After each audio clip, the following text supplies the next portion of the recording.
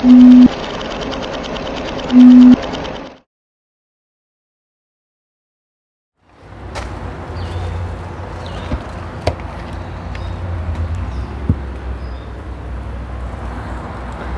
I love camping. It's one of my favorite things in the world. And cooking on a grill is another one. Got this new grill here that came with the camper.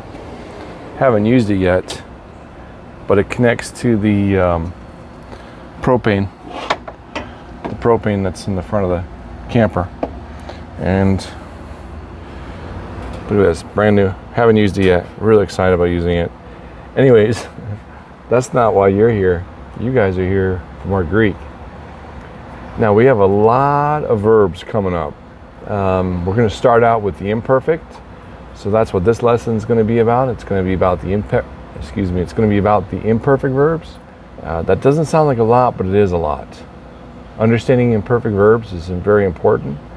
So take this time to learn the imperfect verbs, memorize these charts, because then the next lesson is going to be even more verbs. I think the next 2 or 3 lessons are going to be all on verbs and contracting verbs and different verb forms. So let me get back to grilling. You guys get back to the Greek, and I'll talk to you soon. Oh yeah, we will have vocabulary. It'll be another 10 or 15 words. All right, guys. God bless you. I hope you're enjoying these studies. I love you all. Be good to each other.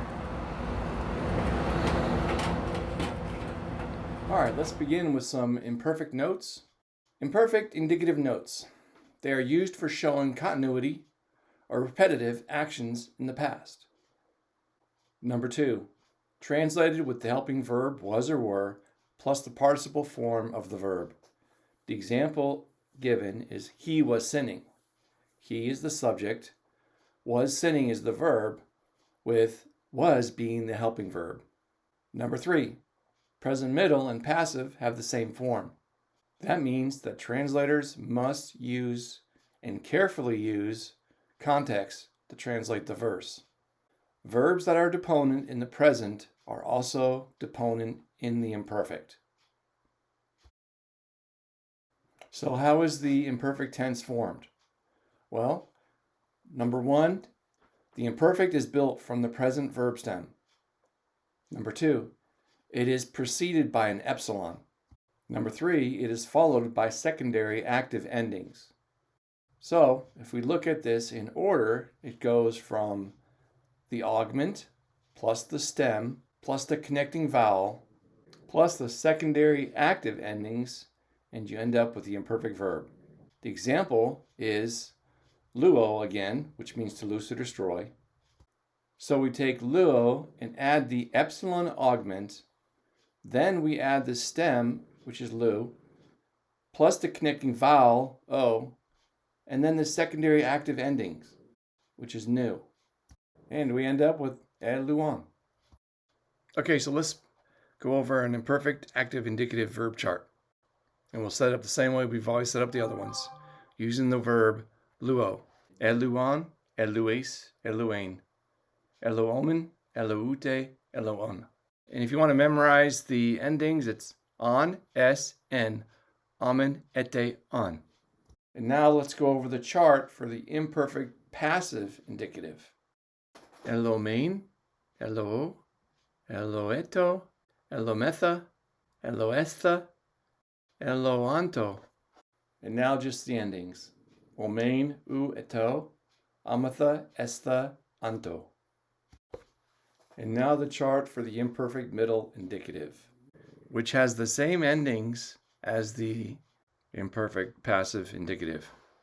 Elomein, elo, eloeto, elometha, eloestha, eloanto. And now just the endings. Omein, u, eto, amatha, estha, anto. And of course, we have to add some Greek words. Most of them are new. Philo, I love, brotherly. Oro, I see. Delo, I show. Tithomai, I place.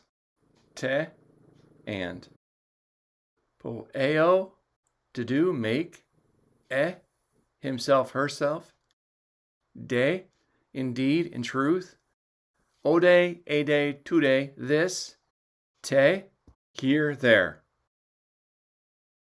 Epe, after, since, when, ge, at least, at any rate, to, therefore, thereupon, isos, equal, like, on, would.